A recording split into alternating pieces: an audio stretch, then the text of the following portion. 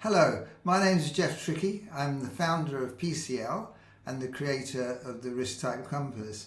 I'm delighted that you're tuning into this video, which will describe some of the background to the Risk Type Compass and some of the basic principles that underpin it. At this point in a long career, there's a particular thing that I have recurring problems with. It's the business of picking up any one of my electronic devices and finding that furtively during the night all the familiar features, the signposts that enable me to navigate that device, have all been changed. It's rather like the Home Guard during World War II, who switched all the signposts on country lanes to confuse the invading forces, and like Dad's army, I'm left bewildered. Could be on my iPhone or my laptop or my MacBook, whichever it is, they've upgraded the operating system. And all just at the point where I was finally getting on top of it, being a bit of a laggard in the old technology stakes, as it were. But I doubt that I'm alone in that. These recurring personal experiences struck me as the perfect analogy relating to something that happened many thousands of years ago. Something that couldn't be more significant for all of us, for the success of our entire species, and for our understanding of risk, for the ways in which we make decisions, and for our survival. Basically, this event was also, in its own way, an operating system upgrade. Up to that point, for humanity, the way of dealing with decision-making had been predominantly instinctive. It was emotional and intuitive and based on immediate perceptions. Hunter-gatherers were driven by basic subsistence needs and fight-and-flight passions rather than logical reasoning. Prior to the emergence of language, communication would have been close to that of our nearest cousins amongst the primate species, expressed physically through gesture and gaze, facial expression and imitation, combined with expressive vocalizations, assorted calls, clicks and whistles. Then, around 150,000 years ago, came the beginnings of language and highly significant knock-on developments in terms of thought, speech, communication, transforming the ways in which we made critical and essential life decisions. Our ability to communicate, to cooperate and to collaborate effectively was dramatic. It wasn't just the advantage of verbal fluency over physical gesture and imitation, but everything that comes along with language in terms of semantics, reasoning, metaphor, symbolic thought and behaviours. Paleoanthropologist and author of Masters of the Planet, Ian Tattersall, refers to all this as the emergence of human symbolic consciousness. Interestingly, these ideas are very much in line with the earlier predictions of Julian Jaynes in his 1983 lecture, Consciousness and the Voices of the Mind. The impact and rapidity of these developments was seismic and set to transform our planet absolutely. Prior to the emergence of language, technical development by humans had been incredibly slow.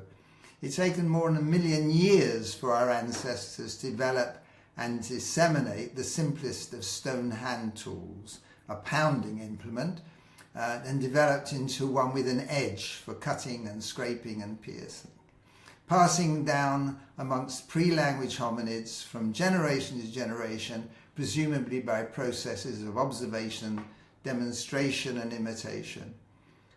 The introduction of language is the most likely explanation for the quite dramatic rates of technical development that followed.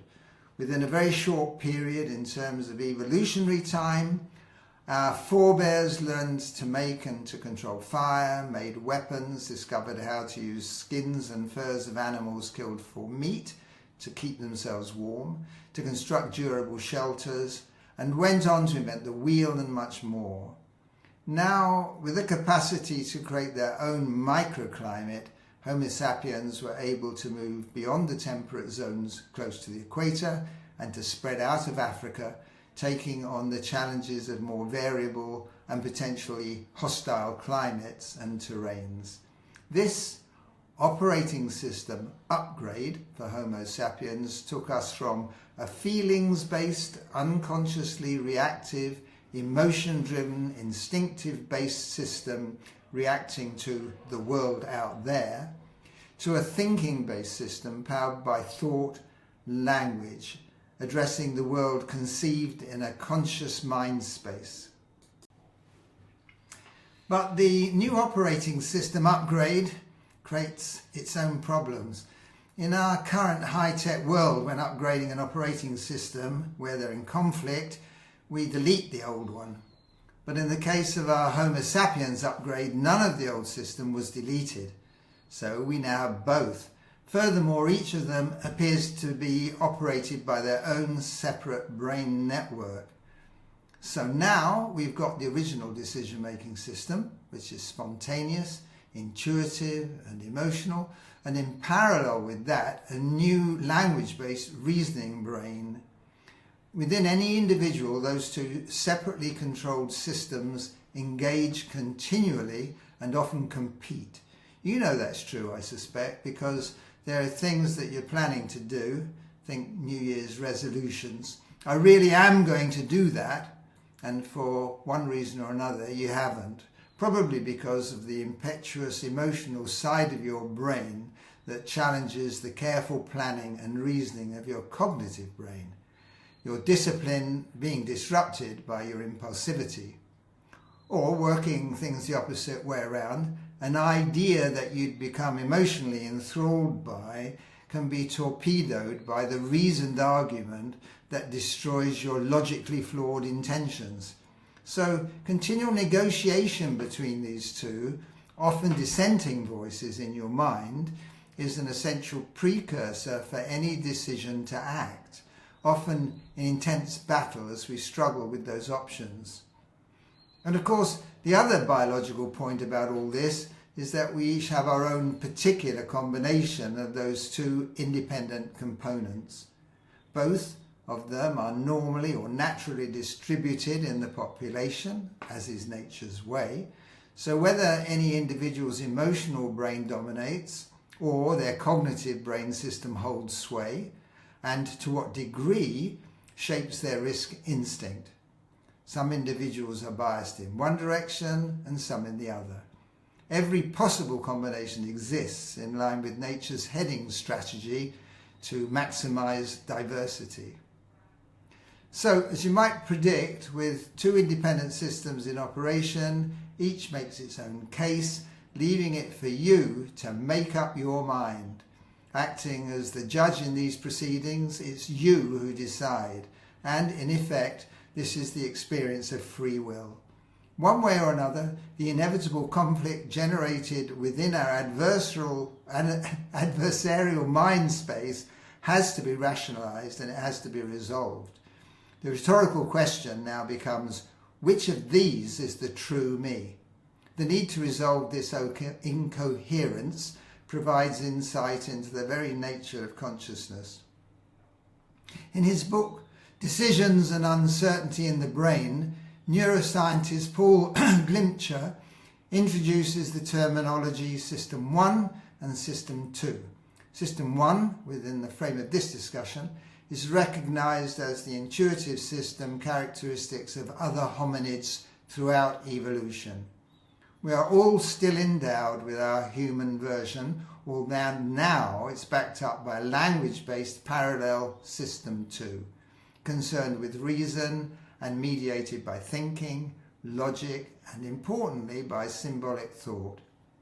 System 1, being spontaneous, instinctive, and intuitive, is fast and has been described as the jumping to conclusions brain.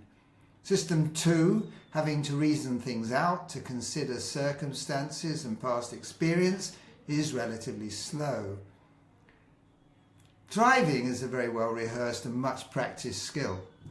With increased confidence, you may leave things to intuitive System 1, allowing some of your reasoning mind space for System 2 style conversations with your passengers. But if Systems 2 thought and language begins to dominate the mind space, it will squeeze out System 1 oversight of those vigilance duties increasing the probability of missing important driving cues and generating error. Hence the issues about talking on the phone while driving. Conversely, spontaneity and intuition can be a distraction to System 2. Conversations when irrepressible System 1 impulses intrude enthusiastically to disrupt your logical line of thinking.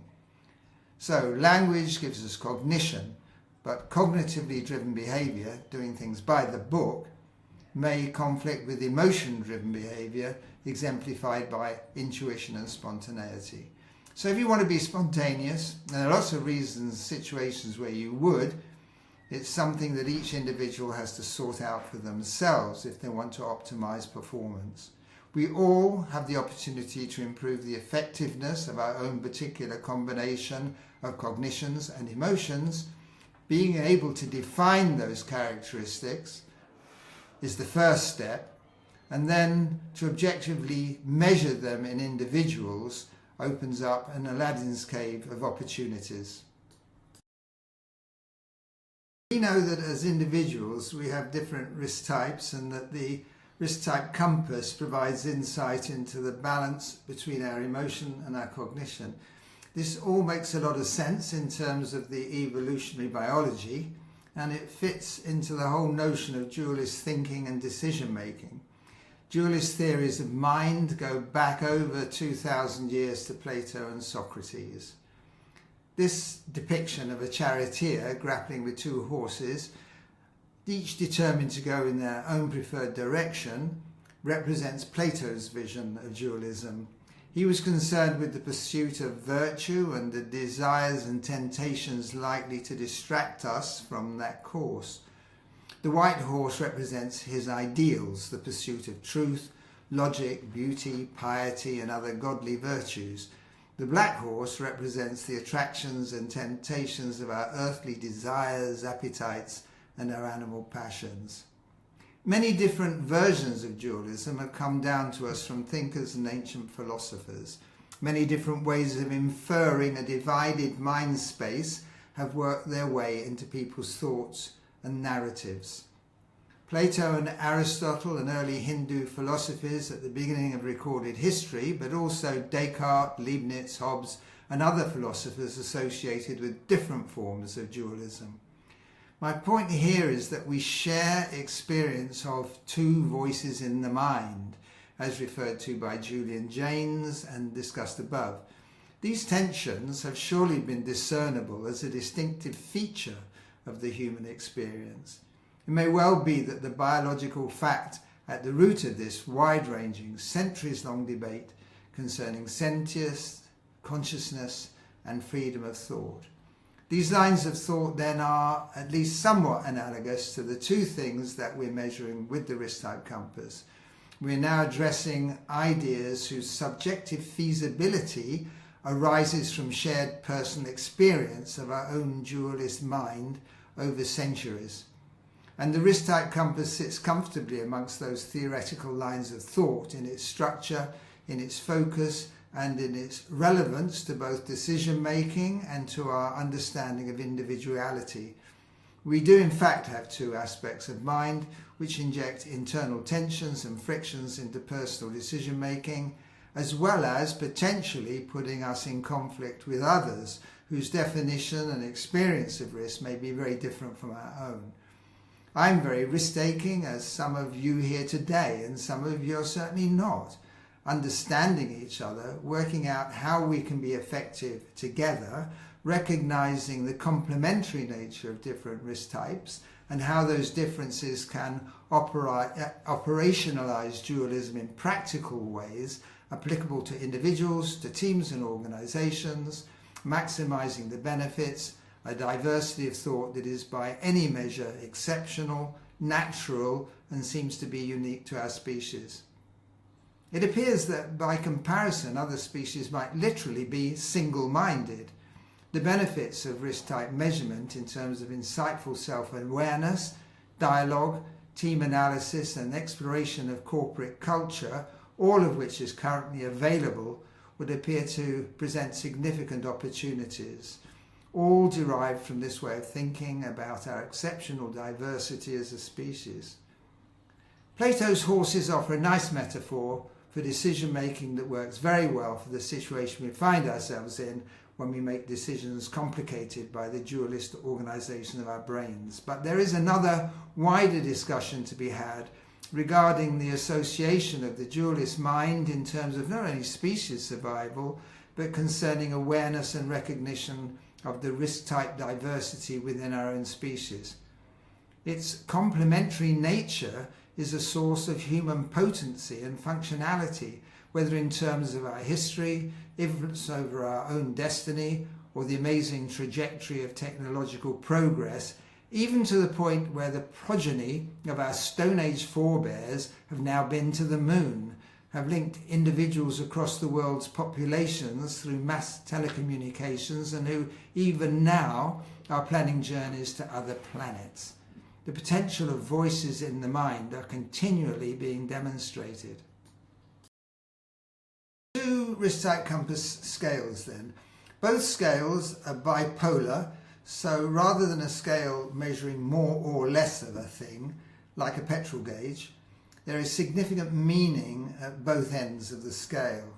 So starting with emotion, which is about feelings, from fearful and anxious to calm and imperturbable, this scale represents the impact of emotion on decision making. Its significance in matters of survival makes this arguably the most complex aspect of human nature, something that in one form or another we share with all other life forms, but it is particularly varied in humanity.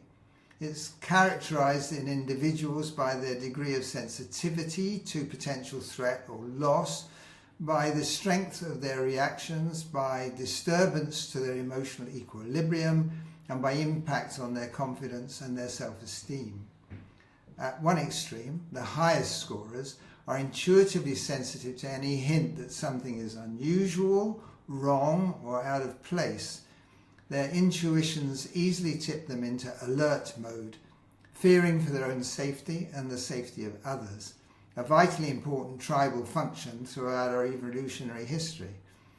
With heightened on-edge awareness accompanied by visceral feelings of anxiety, they quickly prepare for the worst. Always on high alert, they are tense, anxious and desperate for clarification or confirmation of potential danger. Potentially volatile feelings of agitation become increasingly irrepressible. Ultimately, without reassurance, anxieties ramp up to become the embodiment of their fears and anxieties, taking them to the edge of panic and beyond. These people are first to raise the alarm. They will be first out of the building when their concerns prove to be correct. Then at the other extreme, the lowest scorers may appear imperturbable and difficult to arouse. They're exceptionally calm and very rarely engendered with any real sense of urgency. They seem unresponsive and oblivious to early warning signs. Reluctant to be distracted from their current focus, any reaction is likely to be slow burn, being disposed to make the most reassuring interpretation of situations and events. Their default preset is one of reluctance to concede there is any real emergency. Personally assured that all is well, they seem unconcerned about theoretical dangers or issues of prevention, or inadvertently to misjudge the resilience of others or seem unsympathetic to those with more fearful dispositions. Don't panic is their motto, and they will be amongst the last stragglers to leave the building when the alarms go off.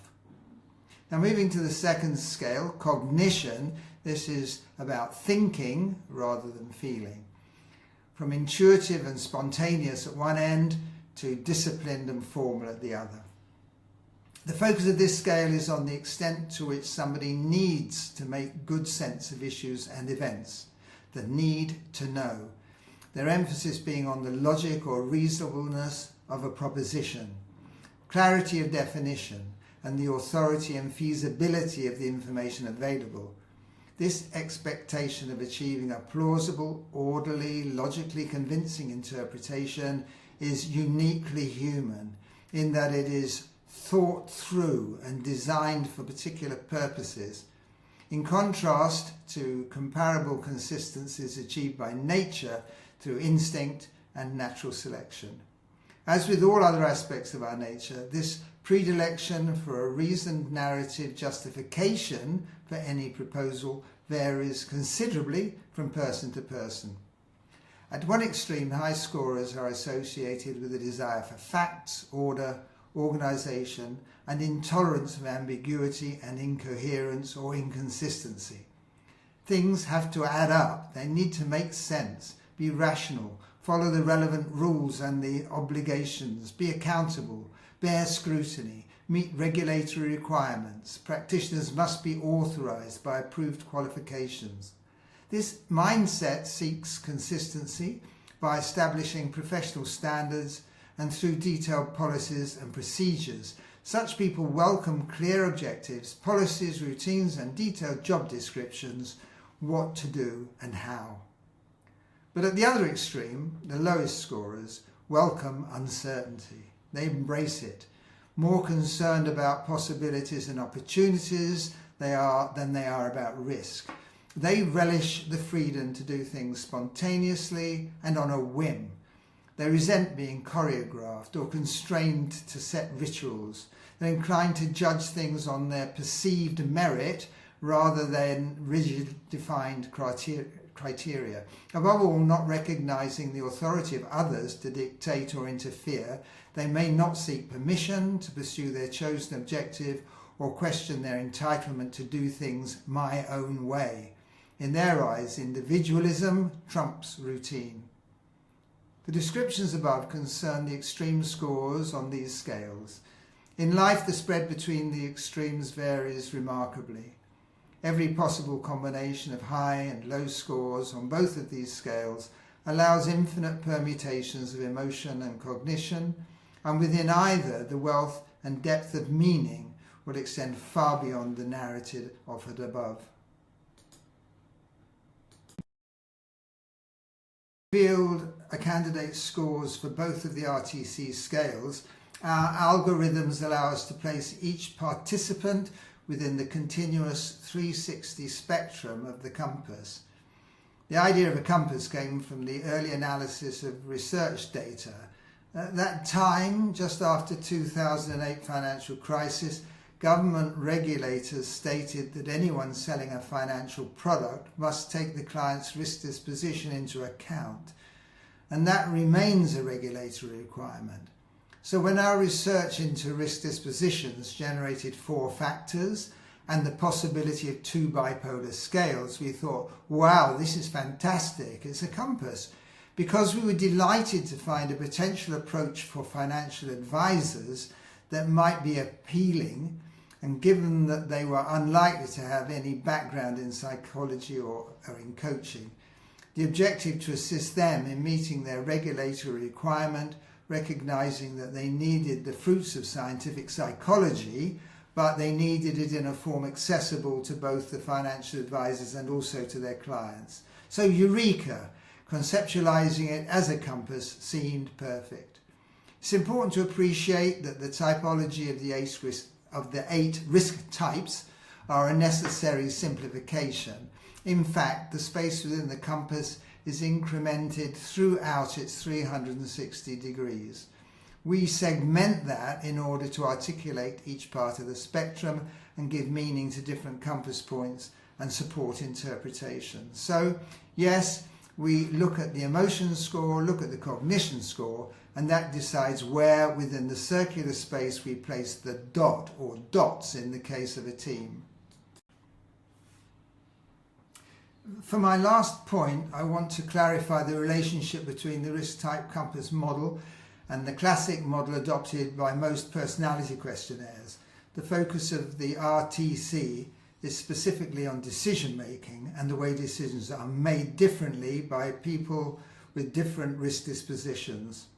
So, although it uses psychometric technique to build its 2 scales, rather this is a specialist focus on distinctive and consistent patterns of decision making that can effectively be expressed as different risk types. We consider these to reflect risk instincts and intuitions alongside the more recent evolutionary developments of cognition and language. The expectation is that these dispositions are deeply rooted, an assumption encouraged by the strong reliability of the RTC, which we suspect reflects a predominantly genotypic focus. Physiologically, decision-making is known to tap into neurological networks involved in both emotion and cognition. The focus is on evolved survival responses, instinctive decision-making that has little to do with nurture, so our focus is very much on nature. The long-established five-factor model, known as the FFM, is the most influential model for personality assessment, and dominant for over a quarter of a century. It's viewed as phenotypic, measuring a combination of nature and nurture, a holistic portrayal of each individual as they are now, as determined by their genes, but also by their upbringing, their acculturation, their education, and life experience. At PCL, as most of you already know, our FFM personality domain offering is the highly regarded Hogan Suite. This is a powerful set of internationally respected tools for staff assessment and development. Our aim at PCL is to bring you the very best, well-validated assessment tools. Extensive research is available on the PCL website, and we also encourage you to get involved in future exciting PCL events which support professional use of all our products, fostering significant insights into human nature.